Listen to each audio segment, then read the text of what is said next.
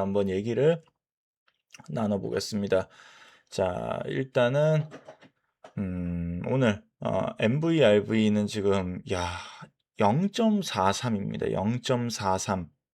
예. 아직 뭐 마이너스는 안 가는데 뭐 마이너스까지 각오를 해야 될 것 같아요. 지금 뭐 제가 일전에 라이브에서도 말씀드렸다시피 4월까지는 이제 미 재무부 우리가 저기 재무부에서도 돈을 조금 TGA 잔고 늘린다라고 하잖아요. 이제 중간 선거 대비해야 되고 뭐 미국 세금도 있고 여러 문제들이 있어서 유동성이 좀 더 잠길 것 같다. 그리고 비트코인 지금 투심도 많이 약해져서 아마 좀 더 마이너스도 갈 수 있을 것 같다라는 생각이 듭니다.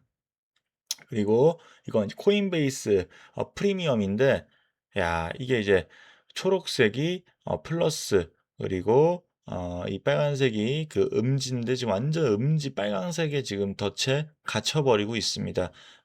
좀 한 이틀 전에 좀 약간 양전됐다가 다시 음수로 가고 있습니다. 그래서 간단하게 말하면 제가 뭐 그때는 이번에 탈 패턴이 된다고 해서 저는 요럴 때 많이 샀죠. 완전히. 요럴 때 많이 샀는데 보면 진짜 그냥 요럴 때는 그냥 보유자의 영역이고 요럴 때 계속 수량을 모아 나가는 게 맞는 것 같다. 근데 못 맞출 것 같으면 계속 요런 것들을 보면서 해야 될 것 같다라는 생각이 더 좀 들었습니다. 빨간색일 때는 계속 바닥 빌빌 기고 있고 이제 초록색 때 조금씩 조금씩 이게 반등이 되는 걸 확인을 할 수 있죠. 근데 또 보면 요렇게 초록색일 때는 또 그렇게 가격이 반등이 되지가 않는 것 같아요. 또 요럴 땐 또 음수고. 그래서 막 다 믿을 건 못 되는데 이게 종합적으로 DCA가 답이긴 한데 너무 요럴 땐 사면 안 된다. 제가 요번에 뼈저리게 느끼고 있습니다. 그리고 하여튼 오늘 도대체 왜 이렇게 떨어졌냐.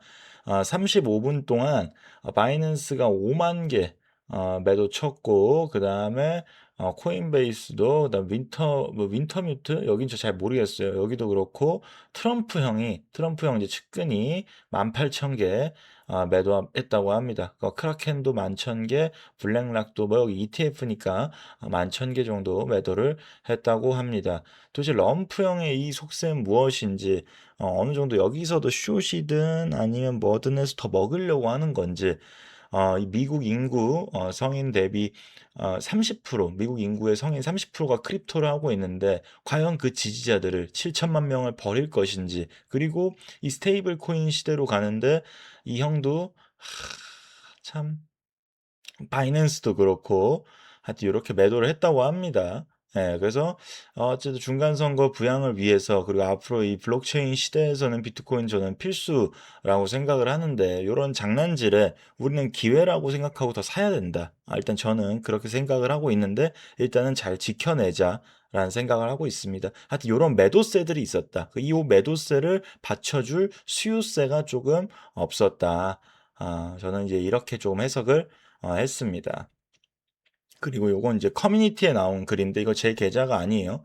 이 비트코인 이더리움 커뮤니티에 나온 글인데, 저랑도 약간 해당이 돼가지고, 이분은 이제 이더에 몰빵을 하신 분이에요. 그래서 이렇게 글을 올리셨어요. 진심으로 6월 이전에 회복이 가능할까? 6월에 아파트 입주를 하는데 그때까지 회복이 가능할까? 와이프한테 아직 말도 못했어. 6월에 잔금인데 어떡하지? 지금까지 열심히 일해서 겨우 모았는데 이렇게 되니까 정말 할 말도 없고 아무것도 손에 안 잡혀. 그래서 진짜 이런 거 보니까 이렇게 시간이 정해져 있는 돈으로 투자를 하면 벌기가 굉장히 힘든 것 같습니다. 그래서 한 7억 정도 몰빵을 하신 거 보니까 어, 그래도 꽤 돈이 많이 있으신 분인데, 아파트도 제 생각에 뭐 담보대출 받고 요거 잔금 치르고 한 거 보면 그래도 송파 이쪽 급지 아파트인 것 같은데, 순식간에 반토막이 나셨네요. 뭐 저랑 지금 비슷한 상황입니다. 저도 아파트 팔고 몰빵을 쳤는데 그래도 저는 그나마 다행인 게 현물로 갖고 있고, 근데 저도 지금 담보가 비트코인을 더 벌어보려고, 사실, 이게 수량에 집중하려고 이 담보대출을 제가 썼죠. 그래서 지금 청산가를 많이 낮췄긴 했는데 참 이게 이것만 아니면 진짜 마음이 편할 것 같은데 저 지금 뭐 법인 계좌나 그다음에 저기 미국 주식 계좌, 개인 계좌 이 두 개 같은 경우는 어찌 됐든 솔직히 저는 이 무조건 갈 거라고 보거든요. 뭐 비트마인이나 스트래티지나 이런 것들. 근데 뭐 지금 돈이 없죠. 근데 미스티 사놓은 걸로 뭐 매주 달러 자판기처럼 달러가 나오니까 기분 좋게 추매추매를 할 수 있어요. 왜냐? 그거는 뭐 상패가 아닌 이상 어차피 뭐 마이너스 95%가 돼도 어, 가, 없어지는 게 아니잖아요. 뭐 ETF도 아니고 상패가 되는 것도 아니고 그리고 스트래티지가 뭐 전환사채 뭐 비트마인 솔직히 상패될 확률이 0이라고 저는 생각을 해서 근데 이분처럼 아파트 잔금이나 담보대출로 비트코인을 레버리지라는 거는 참 이게 이런 첫 하락장인데 진짜 쉽지가 않다라는 생각이 듭니다. 그래서 진짜 다음번 투자 때는 진짜 뼈저리게 지금 교훈을 느끼고 다음번 투자 때는 무조건 이 담보대출은 이런 하락장에 받아야겠다. 그리고 좀 10%만 받아야겠다라는 생각이 듭니다. 그래서 요걸 보면서도 이게 남의 일이 아니다라는 생각이 들었습니다. 그래서 6월부터 저는 이제 회복이 될 것 같아요. 뭐 5월, 6월부터. 그래서 이분도 좀 안타깝다는 생각이 들고 이제 막 악재들도 뭐 괴담들도 나오기 시작을 했어요. 이제 비트코인은 다 졌다. 금이 진짜 해칭 수단이다. 그리고 결제 부분에서는 스테이블이 코인이 결제가 무조건 되는 거고 그 다음에 뭐 이거 투기적으로도 비트코인은 뭐 게임이 안 된다. 폴리마켓 이런 데에서 그래서 하나하나 뜯어보면 일단 제일 쉬운 거, 뭐 비트코인은 결제 도구가 사실 아니잖아요. 담보의 도구이기 때문에 어찌됐든 이게 달러를 그냥 블록체인에 옮기는 게 스테이블 코인인 거잖아요. 그래서 이게 당연한 거고, 그다음에 예측 시장이랑 비교하는 것 자체가 좀 틀렸다라고 생각이 들고, 물론 이게 유동성이 그렇게 될 수는 있겠지만 이제 블록체인 시대에선 좀 다르게 유동성 국면이 흘러갈 것 같다. 그리고 금이 진짜 해칭 수단이다. 어느 정도 전 동의를 합니다. 그 다음에 외환보유고에 있는 게 어찌됐든 각국 나라들의 달러, 채권들이죠. 근데 전 더하기 여기에 비트코인도 무조건 갈 수밖에 없다. 왜냐? 금이라는 거는 어찌됐든 채굴량이, 누가 더 채굴을 할 수 있잖아요. 그 채굴 업체들도 그렇고, 아니면 최근에 사우디아라비아에서 금이 더 많이 발견될 수도 있는 거고, 공급량을 조절할 수 있단 말이에요. 근데 비트코인은 어쨌든 이게 전 중요한 것 같아요. 그러니까 수학적으로 공급량이 정해져 있고 반감기 정해져 있고 그래서 요거는 어쨌든 외환보유고 편입으로 비트코인 뭐 미국채 같이 저는 갈 것 같다라고 봅니다. 그래서 결제 도구가 아니라 담보의 도구로 여러 뭐 기업들 아니면 정부들 그다음에 특히 뭐 화폐 가치 많이 완전 뭐 초인플레이션인 나라는 뭐 터키 아니면 뭐 나이지리아, 아르헨티나 이런 어떤 제3정부들한테도 비트코인이 필요하다. 뭐 이란도 암호화폐로 저 미사일 그거 받는다고 하잖아요. 그래서 금과 같이 해칭 수단이 될 것 같고 그리고 금이 지금 이제 비트코인이 지금 어 1, 그 1조 달러인가? 근데 금 시총의 지금 이제 30배, 30분의 1이란 말이에요. 그래서 전 요거는 금 시총의 3분의 1까지는 무조건 같이 갈 것 같다. 왜냐하면 금은 역사도 너무 오래되어 있고 비트코인은 아직은 미성숙 자산이기 때문에 금을 역전하는 거는 굉장히 시간이 오래 걸리거나 저는 안 될 수도 있다고 보거든요. 근데 같이 갈 것 같다. 그러니까 금을 따라서 좀 갈 것 같다. 3분의 1 정도는. 전 정말 그건 무시를 못할 거라고 생각을 해요. 수학적으로 공급이 정해져 있는 거에 대해서는.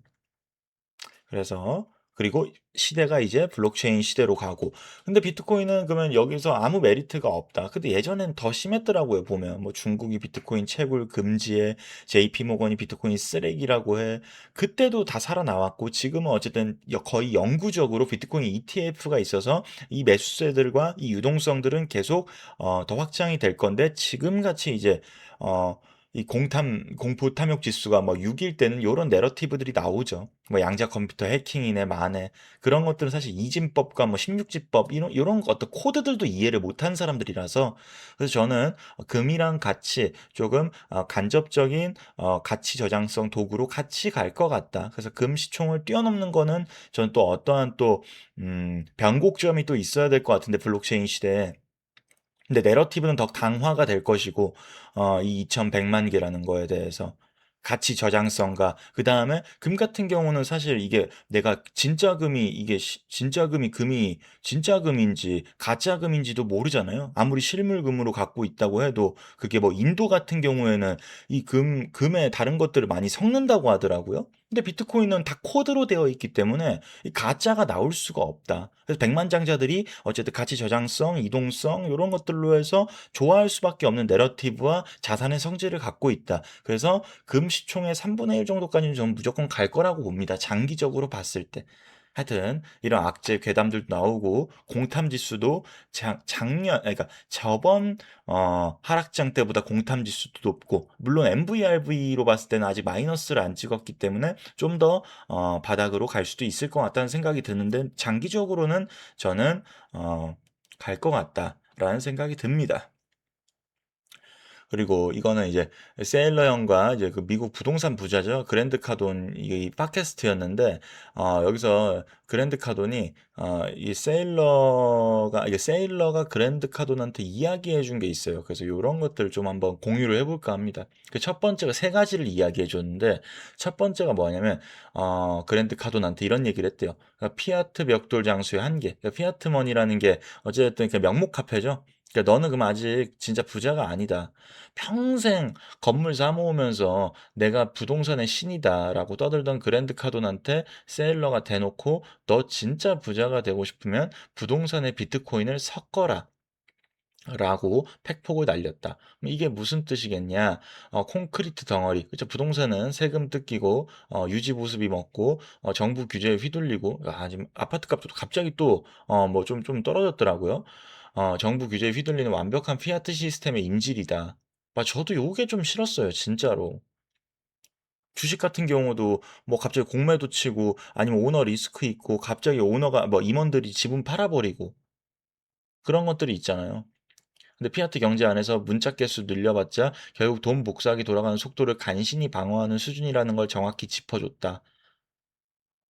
근데 뭐 솔직히 진짜 좋은 아파트들은 간신히 방어하는 수준은 아니죠. 근데 제 아파트 뭐 2급지, 3급지 아파트들은 사실은 보니까 지금 봤을 땐 폭등을 했지만 10년 M2 대비는 정말 딱 해칭 정도 했더라고요. 실질 물가 상승률 대비해서. 근데 뭐 정말 핵심지들은 아니죠. 뛰어넘죠. 그래서 이어가자면 썩어가는 현금 흐름을 영원한 자본으로 치환해라 비트코인으로 부동산에서 나오는 썩어가는 피아트 현금 흐름을 월세를 인류 역사상 가장 완벽한 경화인 비트코인으로 전환하라는 소리다. 낡은 건물은 감가상각 얘기하는 거죠. 그죠? 시간이 지날수록 감가상각이 되지만 비트코인은 시간이 지날수록 희소성이 극대화된다. 저도 요걸 지금 생각을 하는 거예요. 이게 어찌됐든 다음 반감기, 다다음 반감기. 그럼 이미 그때는 이제 스테이블 코인을 여러 무역이든 뭐든 결제를 다 하고 있을 거 아니에요? 그게 이제 달러가 되는 건데, 담보가 미단기체인. 거기 안에서 어쨌든 사람들은 가치를 저장하고 싶고, 이 지금이랑 똑같이 어차피 스테이블 코인 찍어내니까 해칭을 하려고 할 거란 말이죠. 근데 이 점점점 채굴량도 줄어들고, 비트코인 공급량도 줄어들고, 남은 게 없으니까, 거래소에 있는 잔고도, 비트코인 잔고도 물량도 줄어들 거 아니에요. 그러니까 점점점 이 내러티브는 강화가 될 수밖에 없는 구조로 가고 있다. 그래서 저도 요거 때문에 간 건데 저도 만약에 솔직히 강남 아파트면 절대 안 팔았죠. 왜냐면 솔직히 모든 건 희소성이 중요하잖아요.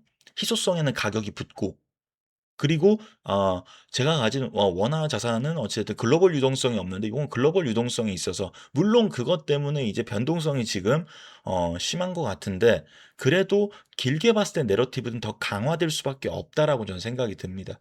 그래서 다시 낡은 건물은 시간이 지날수록 감가상각되지만 비트코인은 시간이 지날수록 희소성이 극대화된다. 이 두 개를 결합하는 순간 영원히 마르지 않는 부의 파이프라인이 완성되는 거다. 그래서 진짜 저걸 봤을 때도 같이 가야 된다. 자산 배분을. 정말 희소성이 있는 아파트. 그래서 저는 뭐 나중에 다시 자산 배분을 할 건데, 그럼 뭐 미국 지수나 그다음 비트코인과 그다음에 토큰화가 되면 부동산, 그럼 정말 이제 좋은 아파트, 뭐 압구정 현대나 뭐 아니면 저기 맨하탄에 있는 부동산 그런 것들에 대해서 차라리 그 토큰을 사는 게 그렇게 자산 배분을 하면 이 자본주의에서 좀 최적화되게 잘 살 수 있지 않을까 싶습니다. 그리고 진짜 부의 기준이 바뀌었다. 부동산 불패 신화는 같다. 더더욱이 한국은 아무리 좋은 건물 들고 있어도 그걸 비트코인이라는 궁극의 가치 저장소로 연결하지 못하면 결국 인플레이션의 파도에 서서히 갉아먹힐 뿐이다. 이런 것도 이제 비트맥시들이 좀 얘기하는 것 같고, 아까 말한 그 희소성. 진짜 뭐 요즘 강남은 더 이상 뭐 공급을 할 수가 없잖아요. 그 뭐 재건축 같은 경우도 하더라도 다 뭐 용적률 1대1로 하려 그러는데. 예. 그래서 뭐 맨하탄 아파트들도 그렇고, 그래서 어느 정말 최상급지 아파트들과 뭐 비트코인과 조금 미국 뭐 M7이나 요런 것들은 좀 같이 가는 인플레이션에서 그리고 내 구매력을 계속 지킬 수 있을 것 같다는 생각이 듭니다. 근데 그랜드 카돈이 비트코인 최근에 엄청 사더라고요. 그래서 지구상에서 가장 성공한 부동산 장사꾼조차 비트코인으로 현금 흐름을 바꾸고 있다. 진짜 럭셔리, 진짜 부자는 건물에서 나오는 피아트 쓰레기를 조작 가능한 디지털 금괴로 바꿔치기 하는 자들이다. 콘크리트 덩어리에 만족하고 안주하는 순간 비트코인을 축적한 자들에게 부의 격차를 영원히 추월당하게 될 것이다. 그래서 어느 정도 전 일리는 있다고 보는데 자산 배분을 해야 된다. 그리고 비트코인은 전 요 말이 가장 와닿았습니다. 시간이 지날수록 이 희소성에 대한 내러티브는 극대화가 될 것이고, 요거에 그러면 걸맞는 파생 상품들도 계속 나올 것이고, 요거에 또 걸맞는 24-7이니까 유동성 확보도 더 빠를 것이고, 요런 것들이 더 될 것 같다라는 생각이 듭니다.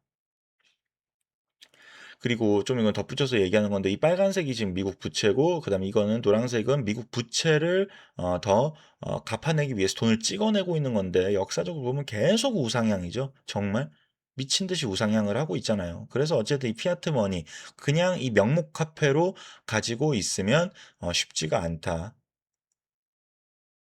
그러니까 가치가 이건 변하잖아요. 난 들고만 있었는데, 난 1달러를 들고만 있었어. 근데 시간이 지날수록 가치가 변해. 원화도 마찬가지고. 그래서 요 논리, 그 다음에 앞으로 더 요렇게 이 명목 카페들은 더 부채는 늘 것이고, 그 다음에 더 찍어낼 것이고, 스테이블 코인 시대로 가도 그냥 블록체인 위에서 요게 이렇게 작동이 될 것이다. 라고 생각이 듭니다. 그래서 자산 배분을 하면서, 그리고 비트코인 내러티브는 시간이 지나면 지날수록 강화가 될 거니까, 지금 요번, 어찌됐든, 음, 하락, 10월부터 작년 10월부터 이 하락 고점 찍은 지 대비 한 150일 정도 넘은 것 같은데 이 하락 이후에 좀 이렇게 가지 않을까. 요것도 뭐 이미 제가 지난 라이브에서 말씀드린 것처럼 유동성을 이렇게 정부가 주식 주가 상승시키기 위해서 가지 않을까. 비트코인으로 유동성 안 올 수도 있잖아요. 절대 저는 그렇게 생각하지 않습니다. 왜냐, 비트코인 인구가 미국에 7천만 명이에요. 지금 하원 지지율이 17%입니다. 그걸 안 잡을까요? 그 더하기 스테이블 코인 시대로 가려면 어쨌든 이 비트코인이라는 게 필수고 그리고 지금 메가뱅크들도 암호화폐 사업들을 전부 다 지금 셋업을 하고 있고 뭐 비들 펀드나 이런 것들에 대해서 그리고 블랙락 같은 경우도 지금 스파이 그다음에 뭐 SGOV 다음에 거래량이 6위로 많은 게 작년에 IBT였거든요. 그럼 그 거래량에 대한 수수료들은 어떻게 할까요?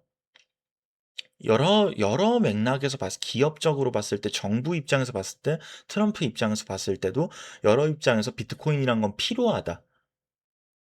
그래서 유동성이 좀 같이 올 것 같습니다. 그래서 이때까지 시간 잘 보내면서 공부를 하면서 잘 시간을 보내야겠다 생각이 듭니다. 청산 절대 안 당하고 더 뭐 낮춰야겠죠. 37K인데 지금 더 낮춰보도록 하겠습니다. 이렇게 좋은 어떤 공부들을 좀 계속 하면서 좀 해야 될 것 같다라는 생각이 듭니다.